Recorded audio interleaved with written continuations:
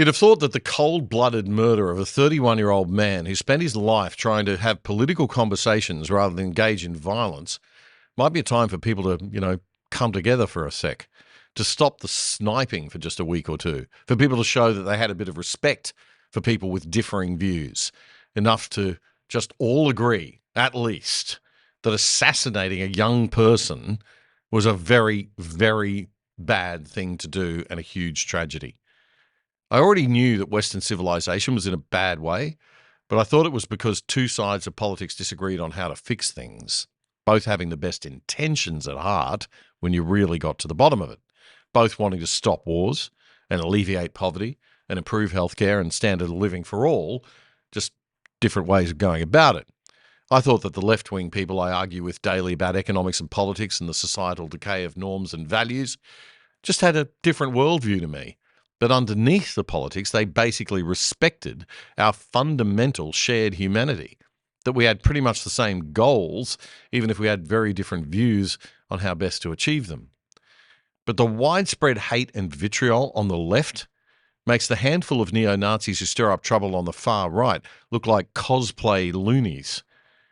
The hate and vitriol on the left towards anyone who dares to challenge their views, especially those that touch on their religions of LGBTQI++ ideology, climate ideology, Indigenous ideology, or radical third-wave feminist ideology, all that runs right through our culture, right up to the mainstream of the left. It's right there on the surface for everyone to see. It's all well within the bounds of socially acceptable discourse in Australia. You won't lose your job or get hauled in front of the HR boss for saying you wish a conservative right-wing leader would suffer some hideous death or trauma. But you probably will if you upset someone on the left these days by refusing to use their preferred pronouns and they become even the slightest tiny bit offended. It's clear the right have had enough with the left's endless identity politics and overriding of their wishes. We saw the disgusting moves in Victoria this past couple of weeks to press ahead with a state version of the Voice to Parliament in complete, blatant defiance of the public's clear insistence in the referendum in 2023 that Australians do not want such a thing in our country. Now check out these images from the Unite the Kingdom rally in London last week that was organised by Tommy Robinson. In the UK, authorities have failed to curb immigration and have done all they can to slow down Brexit. A rape gang scandal was covered up by authorities for years and deliberately played down. Two-tier policing has seen people jailed summarily for what they post on social media, but others roam free for terrible crimes, all because of their racial background. It is all too much, and the usually quiet, normal people of the UK are fed up. Authorities say 110,000 people turned out, a huge number. Although looking at these pictures, and it just goes on and on, it looks more like 250,000 plus from this footage. In the UK political scene, years of failing to listen to the warning bells as they rang louder and louder, it's led to the near demolition of the Conservative Party and the rapid rise of Nigel Farage's Reform Party into first place in the polls, well ahead of Labor and leaving the Tories in the dust. This is a lesson that the Australian Liberal Party has clearly missed. Massive change is happening at a grassroots level, and the bureaucrats and the ruling class across the West need to wake up fast. The UK rally was addressed by video link by Elon Musk, the assassination of Charlie Kirk fresh in everyone's mind, no doubt. Elon, none of this could have happened without you giving the British public access to the truth and giving us free speech and fighting for our free speech. So on behalf of Great Britain and the British public, we're incredibly grateful, Elon. You're most welcome. You're most welcome. And you may notice this T-shirt that I'm wearing. It's great British author George Orwell. What would Orwell think? I am of primarily British heritage, British ancestry. I want Britain to be greater than it ever has been. I want Britain to remain Britain. I think there's something beautiful about being British. And what I see happening is a destruction of Britain. Initially a slow erosion, but a rapidly increasing erosion of Britain with massive uncontrolled migration, a failure by the government to protect innocent people, including children who are getting gang raped. It's unreal. The government has failed in its duty to protect its citizens, which is a fundamental duty of government. And then you see how much violence there's on the left, with our friend Charlie Kirk getting murdered in cold blood this week, and people on the left celebrating it openly. The left is the party of murder and celebrating murder. I mean, let that sink in for a minute. Elon Musk speaking to Tommy Robinson. Plenty of Australian flags in the crowd there too, if you noticed. While some have been calling for calm and peace, what Charlie Kirk stood for, Elon Musk told the crowd that the violence of the left is coming for them whether they like it or not, and they have to be ready to fight back. I'd really urge all politicians to start listening to the right a lot more. Stop pandering to the loud left so much and start understanding that the quiet Australians on the centre right won't continue to be so quiet if they keep being ignored and run roughshod over. Jacinta Allen. You can't have a referendum on a thing as divisive as The Voice, lose the vote, then bring it in anyway. That's just a kick in the teeth. And then to accuse the right of disrespecting democracy on top of that is blatant gaslighting. Maybe take a listen to Charlie Kirk's widow warning about how hot things are actually getting. If you thought that my husband's mission was powerful before, you have no idea. You have no idea what you just have unleashed across this entire country and this world. You have no idea. You have no idea the fire that you have ignited within this wife. The cries of this widow will echo around the world like a battle cry. In terms of the left's complete ignorance of the threat and willingness to show some humility and respect for other points of view, things are really bad here in Australia, much worse than even I thought. And I'm no optimist about the left and the dangers of their stranglehold on our culture and society. The relentless beating drum of identity politics and victimhood, climate change hysteria being rammed down everyone's throats every single day at school, at work, at university, on the ABC, at sports events. The non-left are sick of you, and we're tired of being called Nazis and fascists and intolerant and violent when, let's be frank, that's what you are. I couldn't believe the comments from the Australian left influencers on social media and mainstream media since the murder of Charlie Kirk. The worst, and thankfully the most low profile, was the Melbourne mental health worker, Lizzie Page. Yes, you heard me. She's a mental health worker.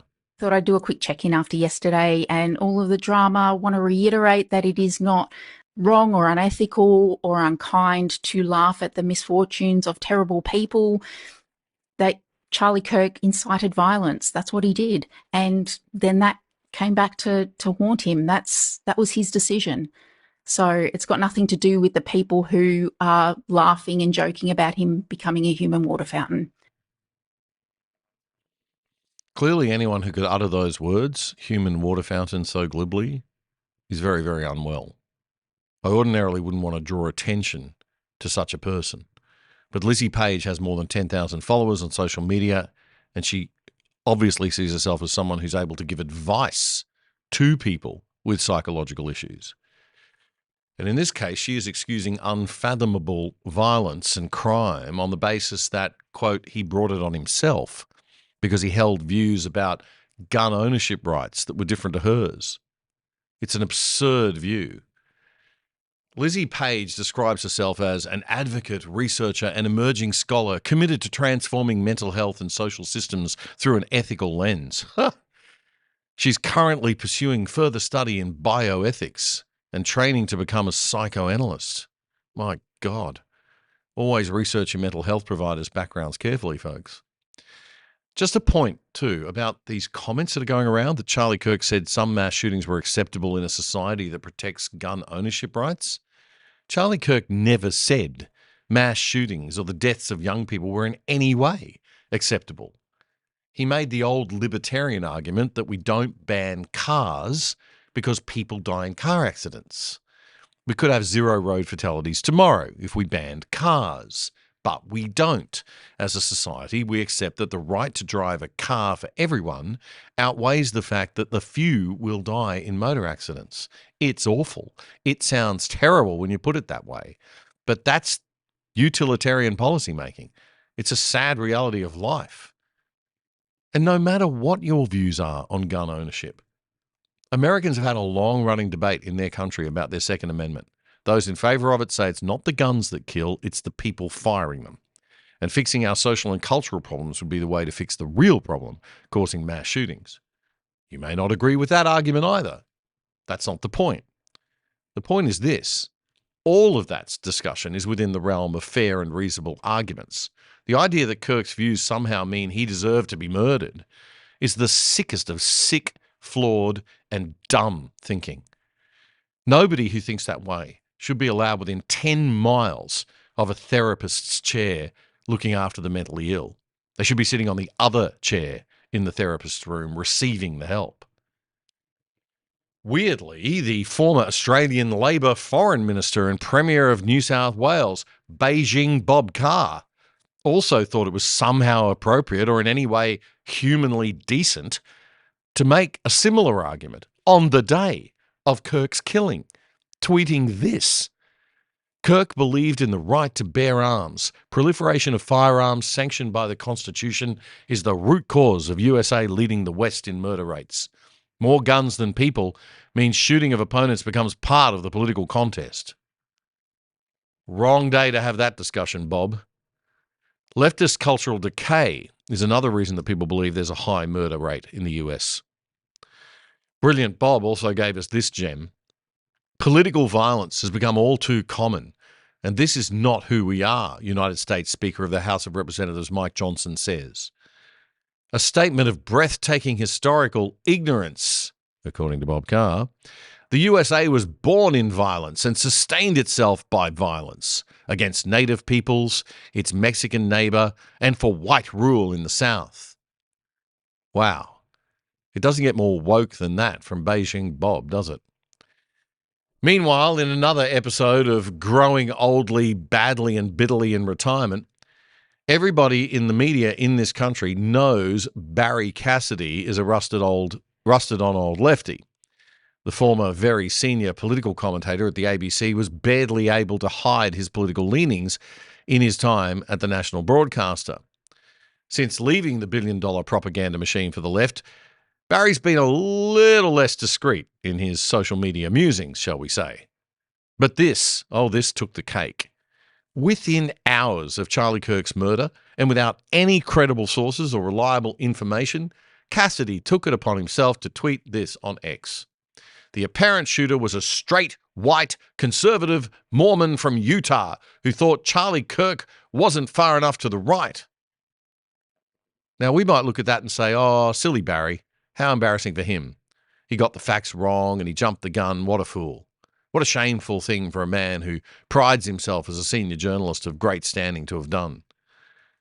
But let's just probe a little deeper here, because I think you got to look a little deeper below the surface to understand the really sick worldview of the Australian left elites who think they are mainstream. Look at what he is tweeting about. It's just hours since a 31-year-old was murdered, and all this guy can think about is political point scoring and political fallout. That in and of itself, never mind how enormously wrong he was on every single detail there. Just the fact that that was the way he was thinking at all at that point in time speaks to the moral poison that so many on the left in this country seem to have swallowed. Even at the most mainstream and senior levels in our media, we've got an elder who thinks this is okay. The apparent shooter was a straight, white, conservative Mormon from Utah. What the heck is wrong with being straight and white and a Mormon from Utah? The blood hasn't dried on this poor dead young man's corpse, and this man is discussing the sexuality, race, political orientation, and religion of the shooter. Sorry, that is seriously screwed up. This is the woke mind virus in action. And most worryingly of all, millions of Aussies will have read that and thought nothing of it. And that's the problem with our sick, sick culture. We might have thrown out Christianity and we might have thrown out conservative values and traditions of old in the name of progressivism and modernism, Susan Lee's favourite word. We might have thought that we were now smarter and wiser and not in need of centuries-old values. Academics mocking notions like character and morality and manners and standards of behaviour. The term stale, pale and male being the mantra of the Gen Y and Gen Z clever cool kids. Oh, very witty if you're a dimwit. Things that are old are not always stale. They're often timeless and wise. Things that are pale are not always oppressive and colonising. Our pale ancestors were also wise and had an incredibly evolved culture. That's partly why they were the ones doing the colonising and not the ones being colonised. So you might want to at least pay attention and have some respect, even if you think of some of the things that they did weren't very good. And as for the male part of the stale, pale and male line, well, that's just straight up indecent, vulgar sexism. And it totally ignores the contributions that men have made throughout history. Like, dying to protect women and children in the millions. I'll say it again, our culture is truly, truly messed up. Cassidy told The Australian that he took full responsibility for his shocking gaffe. Gaffe? Mate, a gaffe is a mistake. This wasn't a mistake, Barry. This was a deliberately awful thing to do. Oh, it was Saturday morning when I first went on X and I saw posts about Donald Trump saying that radicals on the left are the problem and they're vicious and they're horrible. There was another post from an analyst saying friends of the killer were claiming he had an association with what was clearly a right-wing group. Based on that, I posted what I did. It would have only been about an hour or two when I went back on Twitter and I read some of the comments and I realised my sources weren't credible or strong enough, and so I immediately deleted the post.